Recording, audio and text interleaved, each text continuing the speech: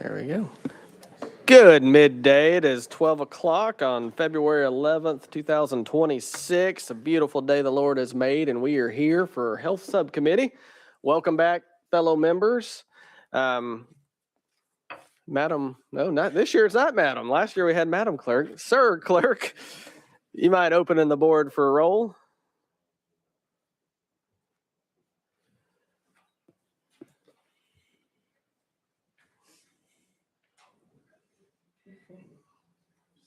Perfect.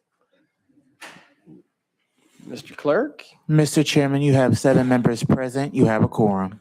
Thank you, Mr. Clerk. We will start first today. One thing I want to do before we get kicked off and rolling is introduce our main people here that help us out on the committee. Last year, as y'all recall, committee ended really quickly. We didn't get to recognize you guys. So we'll start with you if you don't mind, sir. The clerk. Hello, everyone. My name is Darius Shaw. I'm in the House Clerk this year. A lot of you may remember me from last year. I was the intern.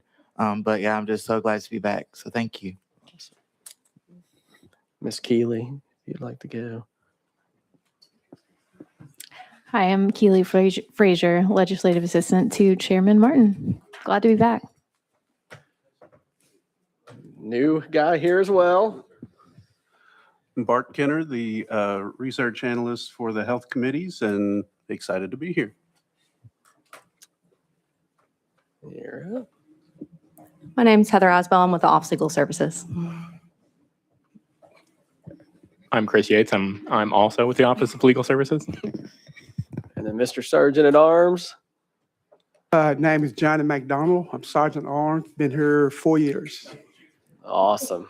Well, I didn't get a chance to do that last year, so I wanted to start this whole thing recognizing you guys for an appreciation for what y'all do to make this thing run as smoothly as possible. Any personal orders from the members today?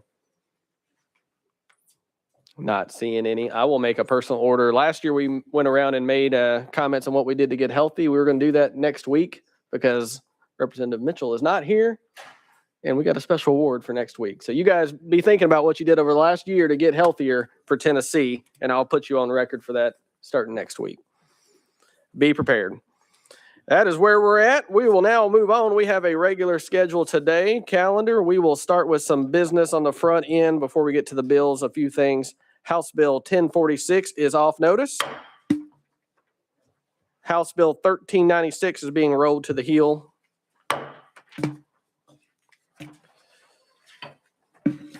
House Bill 1452 off notice. House Bill 0853 off notice.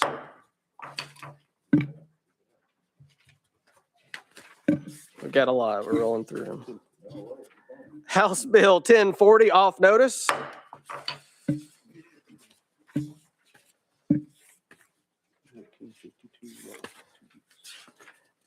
And then House Bill 1952 has been rolled 2 weeks. So that brings us back to the front of the calendar. I am not seeing Representative Butler, so we will roll to the next. Roll him down to the, well, never mind. Yes. Representative McKenzie, you're recognized. Thank you, Mr. Chair. And I know I'm out of order, but I'd like to recognize the folks that came over from Knoxville with the Alzheimer's Association. They're dressed in purple, my favorite color, but they do great work in Knoxville. Let's give them a hand. Thank you guys for joining us. Appreciate that. All right, we'll move to number 3 item on the calendar. It's House Bill 1844 by Representative Butler. A motion second. You are properly recognized. I believe you have an amendment with the bill. Thank you, Mr. Chairman. Yes, that is correct. It is amendment number 013053. Motion second. All those in favor? Aye. Aye. Opposed? No. You're properly before us, sir. Thank you, Mr. Chairman. The amendment barely makes the bill. Simply, this makes some puts sections or listed items or places, locations, I should say, in both sections of the code where they were listed prior. There was an ambulance service that wasn't listed. That makes that correction. It puts in there, it codifies that we need to have baby boxes monitored. It puts that in the TCA code, which they are, Baby Safe Haven requires them to be monitored, but we've put that into code to ensure that they're monitored, and change the 24-hour staffing requirement to scheduled staffing. And I have worked with DCS. They are okay with the language. And with that, I'll be glad to answer any questions and renew my motion. Questions? Chairman Terry, you're recognized.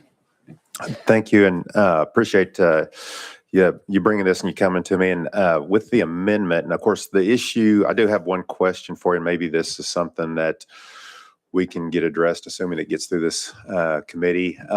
The staffed versus the scheduled versus being staffed. And the way the bill is written, I don't see a time frame to which, if it's monitored and somebody sees that a baby's been dropped off, that there is a response time to where that scheduled staff person has to attend to the baby. There's stuff after they pick the baby up. But can you talk about that, or is there a way for us to get that in there?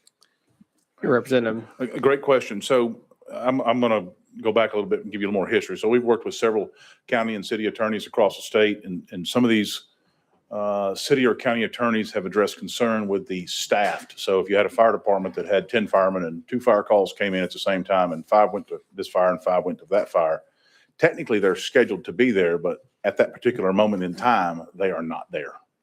Now, this has not happened anywhere there are safe haven boxes in the United States that I'm aware of, where there has been a baby dropped off and not been retrieved fairly quickly. Now, on safe haven, when you put the box in, requires that the box be monitored, and they test that for 7 days before the box is put into service. And so you have a local alarm that goes off right there at the building to notify somebody immediately that there's. The next thing is it calls 911. So that is the reason that we put it needs to be calling emergency services. So they would dispatch someone else to that location, whether it be fire, whether it be police, ambulance, et cetera.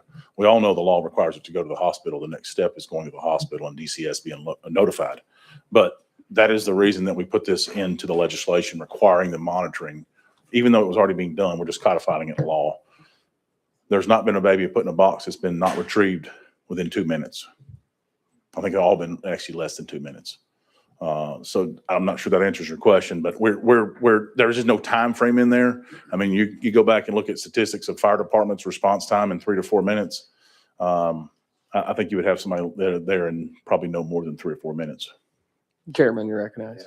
Thank you. And I guess what I'm trying to get at is, like you said, if it's at a fire hall and everybody's out and the baby gets put in there and it's going to call 911.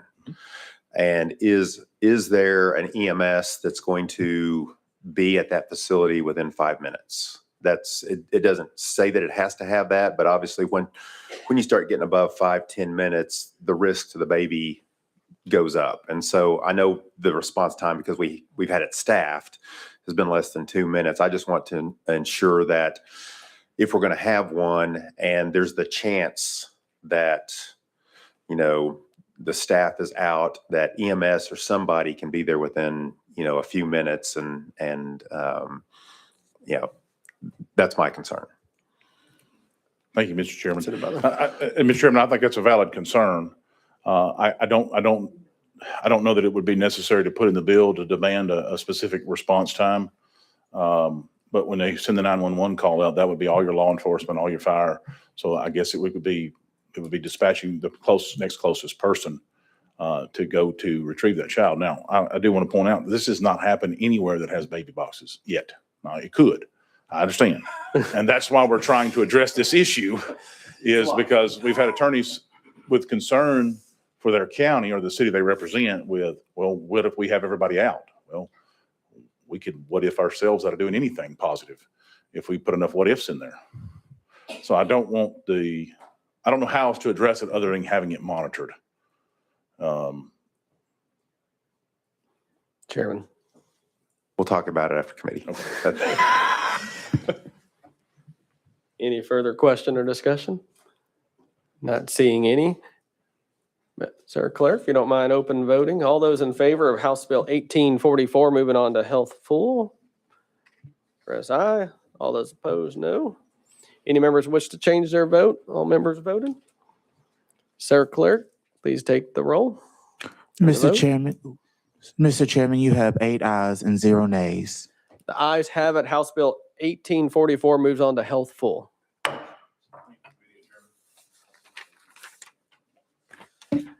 This brings us to next bill, item 1443 by Representative Jones.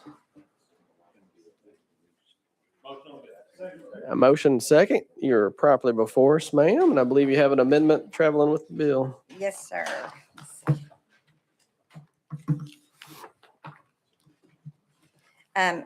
The barcode is 012946. That is what I have. Motion second on that. All there in favor say aye. Aye, opposed. Ayes have it. Your amendment is on the bill and you are properly recognized, Representative Jones. Thank you, Mr. Chairman. This is a bill that we had last year that we made it so far, and then we had some things happen, and so we're rerunning it under 1443. And what this does is it requires the Department of Disability and Aging to establish a pilot program to provide grants to family caregivers of eligible family members with Alzheimer's disease and related dementia. And so it is they will be awarded at a limit of $6,000 per year, per physical year. And it could cover uncompensated expenses that are directly related to assisting the family caregivers in providing care to an eligible family member. I just want to say thank you to all these purple people you see here in purple today. They're up here making their advocacy their advocacy known. So I appreciate them being here to support this bill. So with that, I'll stand for questions. Thank you, Representative. And thank you again for bringing this bill. I remember from last year. It was a fantastic piece of legislation. So hopefully we can get it across the finish line. Any questions for the sponsor? Not seeing any. Mr. Clerk, if you don't mind opening the roll, all those in favor of House Bill 1443. Vote aye. All those opposed vote no. All members voted. Any members wish to change their vote? Clerk, take the vote. Mr. Chairman, you have 8 ayes and 0 nays. The ayes have it. House Bill 1443 moves on to health full. Congratulations. All right, this brings us up to our next bill, which is House Bill 1665 from Representative Mayberry. Motion second. You are properly before us, sir. Thank you, Mr. Chairman. House Bill 1665 establishes clear, narrow standards for when sensitive gender-related questions may be asked of minors. A parent must be present, parental consent must be obtained, and the questions must be directly related to diagnosis or treatment. The bill also prohibits insurance companies from requiring these questions as a condition of reimbursement, participation, or provider evaluation. I stand ready for questions. Thank you, Representative. Any questions before? Representative McKenzie, you're recognized.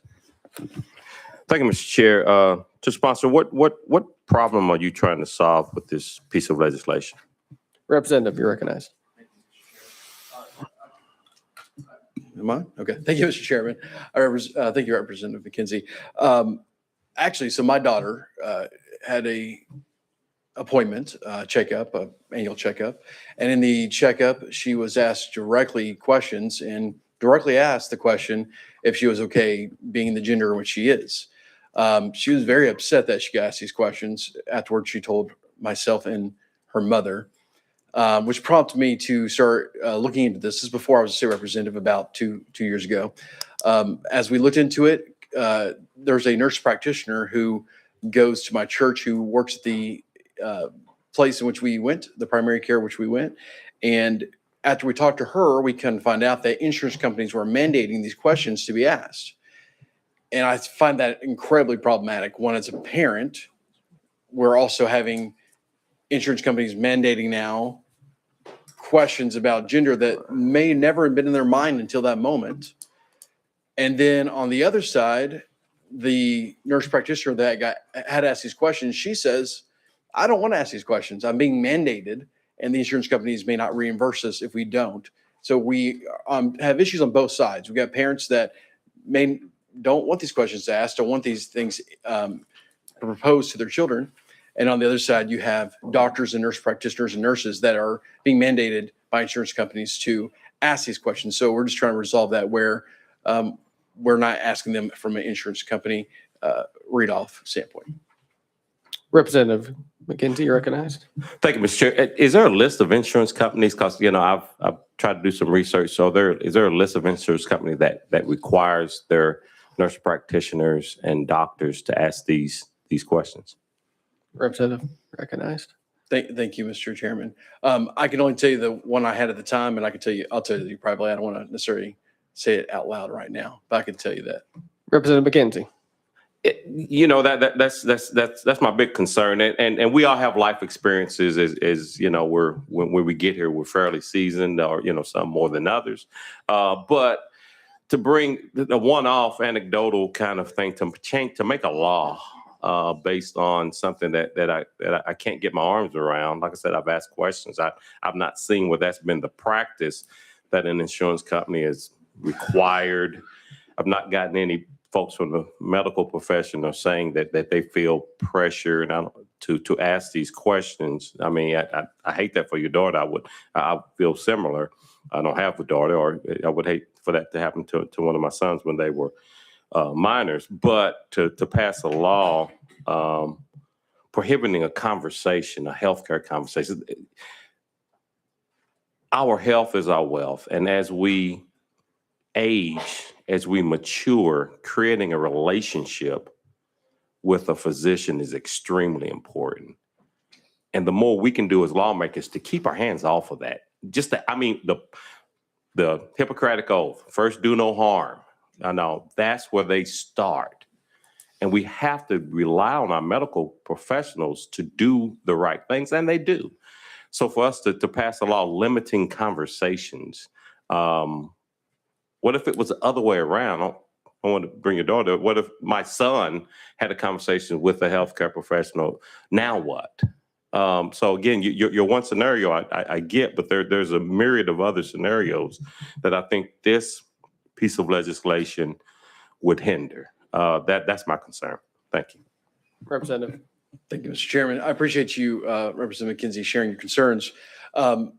It's my intention not to interrupt conversations going from patients to doctors, but we shouldn't have doctors or nurses or nurse practitioners or whomever in the medical field planting thoughts or ideas that were never brought up in the first place.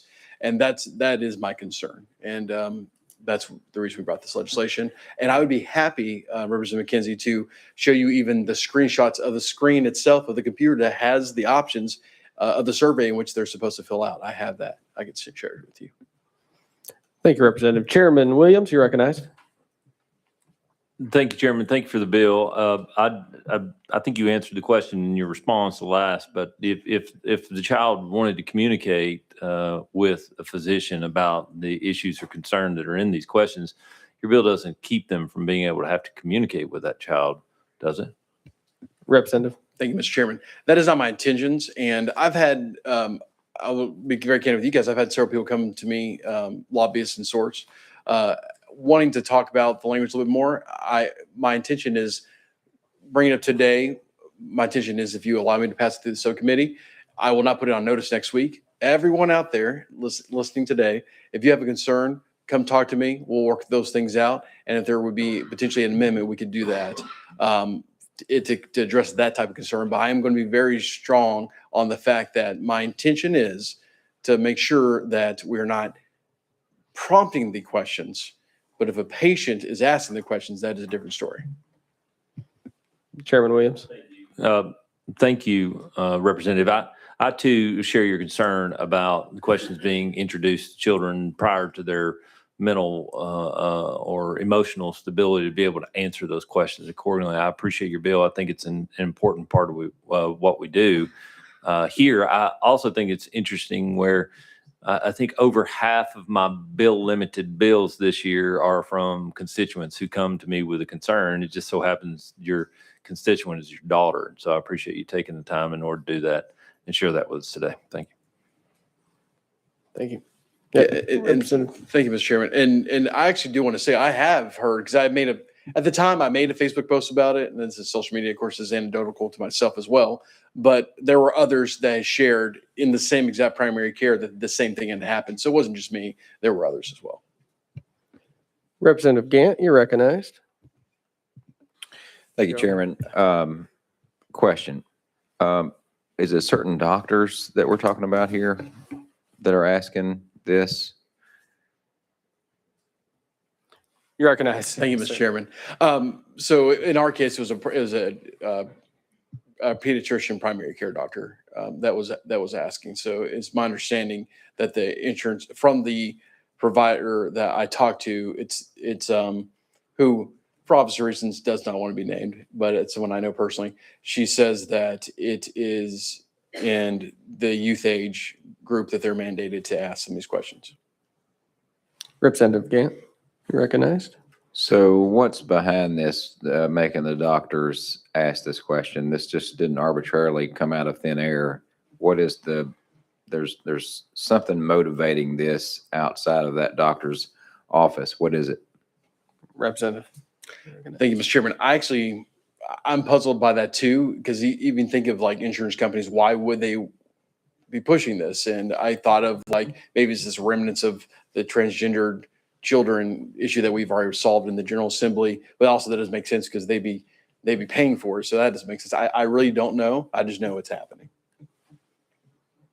That's kind of puzzling, and I'd really like to know the answer to that, of what's pushing that, and maybe in another meeting we ask some of those questions about why the health insurance companies are asking doctors to do that at that very young age. It's quite troubling. So thank you, Chairman.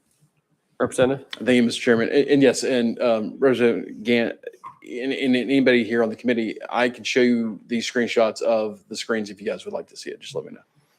Chairman Terry, you're recognized. Thank you, Chairman, and thank you for bringing the bill, and appreciate your comments about working with us on some of the issues or things that are as it's written in here, because one of the questions that has been brought up is about the insurance companies, and they may or may not. I'm not aware that that's something that they are requiring. It may just be part of the intake form from the electronic medical record that the pediatrician has, and it may not necessarily be the insurance company that's mandating it. So that's a question that we will need to get resolved. A couple things within, and in concept, I'm with you. There's just some concerns that I have as this is written. So like one area here where it talks about and any other gender related topic, that's not well defined. That could be, when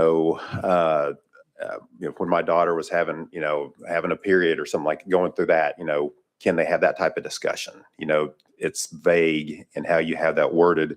And then from the, like the enforcement and penalties, the healthcare provider constitutes unprofessional conduct subject to discipline by the relevant licensed board. That's kind of vague, but my concern from a provider standpoint is, and we've had other bills that I've had to have these discussions on, so it's not just you but we're all human. We make mistakes, and this, I didn't knowingly and willingly ask the question. It was on the intake form. Now all of a sudden I'm unprofessional. That's something we have to figure out from this piece of legislation. And then again, from restricting free speech, the issue with that is that may be struck down from a challenge standpoint. And I did not see a severability clause in your legislation. And so that may be something that would need to be put in there, and that if the free speech portion might get struck down, at least we're protecting children in the other portion. All right, thank you. Thank you, Mr. Chairman. And Chairman Terry, I really appreciate the comments, and I would love to work with you directly about some of these concerns and have further conversations about some of the voices coming towards me, because of course I am very new at this. So I would appreciate your direction on that. That'd be great. And I did send this weeks ago to the Attorney General's office, and their initial view of it was that it would be okay. But I'm actually getting the final report Friday. So. And speaking of making mistakes, I had an individual that had traveled to come and speak on this bill. okay. So without objection, we'll go out of session briefly for an individual to speak. Good morning. Yeah. Are you That's ready fine. for me to? Yes, ma'am. If you don't mind introducing yourself, Sure. and then you'll have 3 minutes. Yeah, my name is Melody Klein, and I'm here representing the Tennessee Association of Marriage and Family Therapists. Because of the inclusion of mental health professionals in this bill, we had several concerns that we wanted to raise. Some of them have been raised by some of you already. I have 4 things I want to mention. Number 1, Statute 6322-302, which was passed in 2024, gave us the right to refer clients seeking services that violate our deeply held religious beliefs to another provider. But how can I do this with families who are seeking gender-affirming care if I cannot even ask screening questions regarding gender in the intake process? This places providers in an ethical dilemma and undercuts the prior law.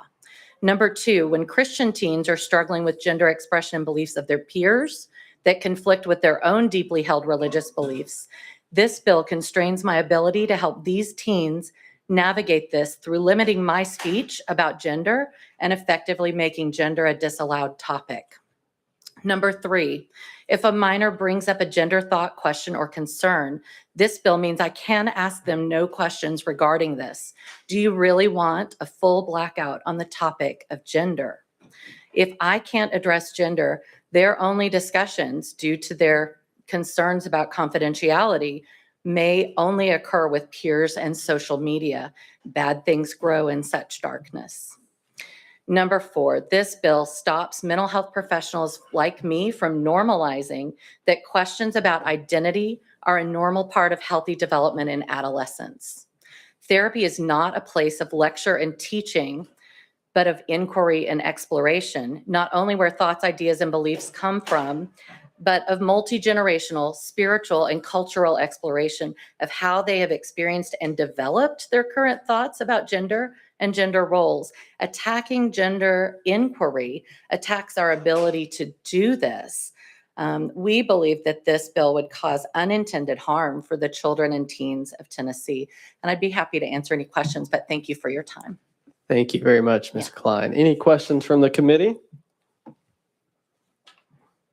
Not seeing any. Thank you very much for your presentation. We will go back in session without objection. Oh, Representative McKenzie. Yes, sir.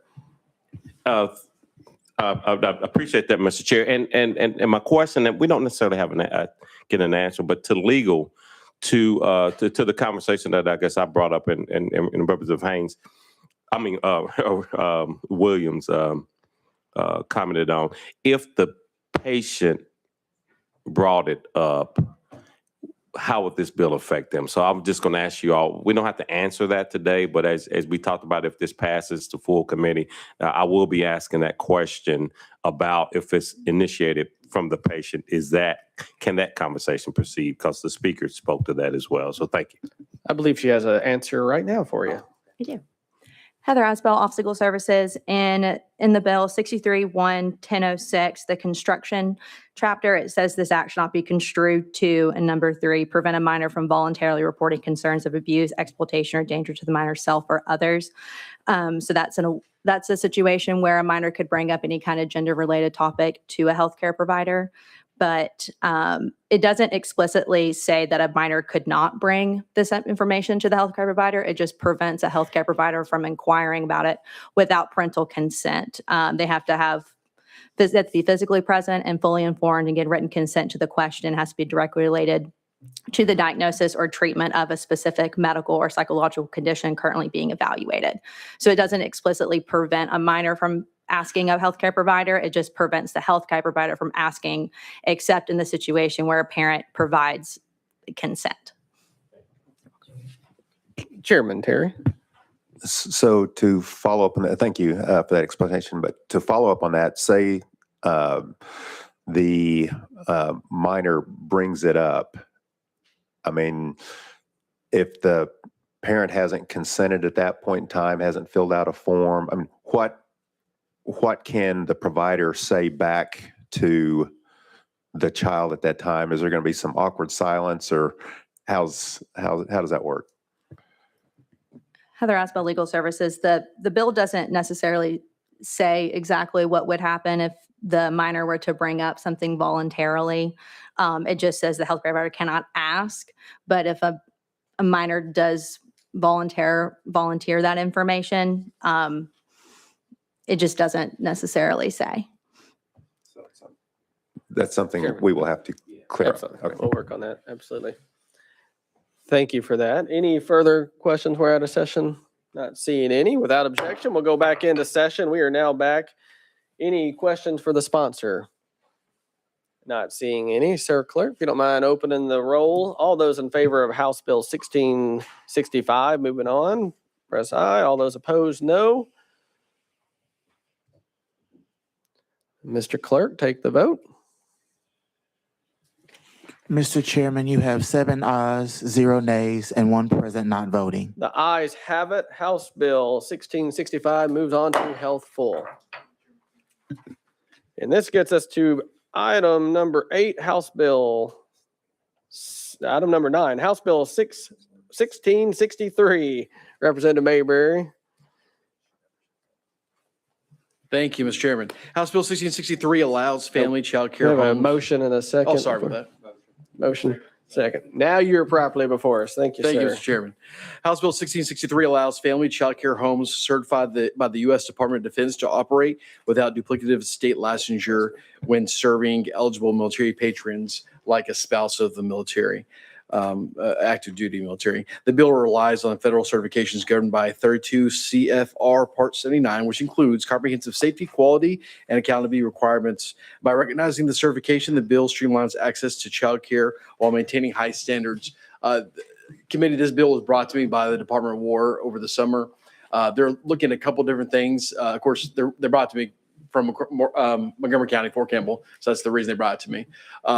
But they're looking at different ways we can make the state more veteran-friendly or military-friendly, and this was one of them that solves actually a child care problem, of course, that is happening across the state, but specifically, it makes it more friendly where you don't have to have duplicative oversight that they're already going to be providing, so it allows it kind of just cut out a little bit of red tape for them.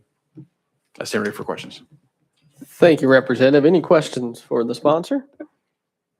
Not seeing any.